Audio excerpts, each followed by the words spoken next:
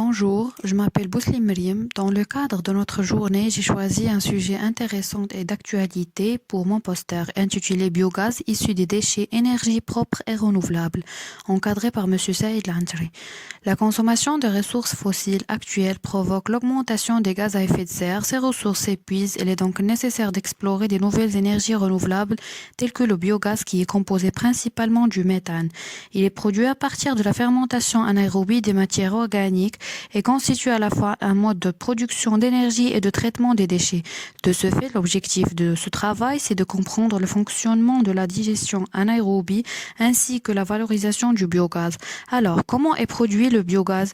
Ce procédé consiste à collecter des déchets organiques. Il existe plusieurs sources telles que des déchets des industries agroalimentaires, des restaurations collectives d'agricoles et des bouts de stations d'épuration, et puis les mettre dans des cuves sans oxygène appelées digesteurs et la laisser fermenter pendant une quarantaine de jours.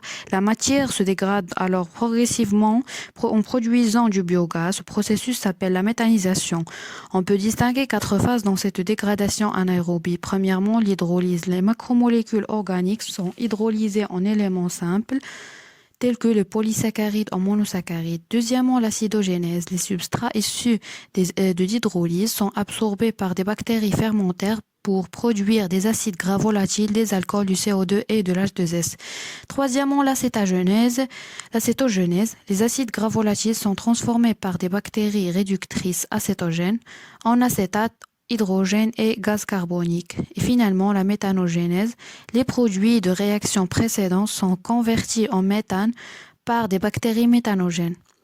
3 facteurs influencent la production du méthane. Premièrement, le type de substrat, chacun son potentiel méthanogène, comme par exemple un tonne de résidus de céréales donne presque 300 mètres cubes de CH4.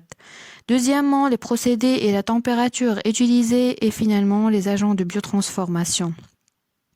Après son épuration, le biogaz peut être utilisé en tant que chaleur. Par exemple, un mètre cube de méthane donne 0,94 mètres cubes de gaz naturel. Aussi, il peut être utilisé pour produire de l'électricité et du biométhane. Ainsi que le digestat récupéré peut être utilisé comme engrais 100% organique. Le biogaz est une énergie renouvelable qui a des avantages économiques et écologiques. Il faut donc encourager sa production dans notre pays. Merci.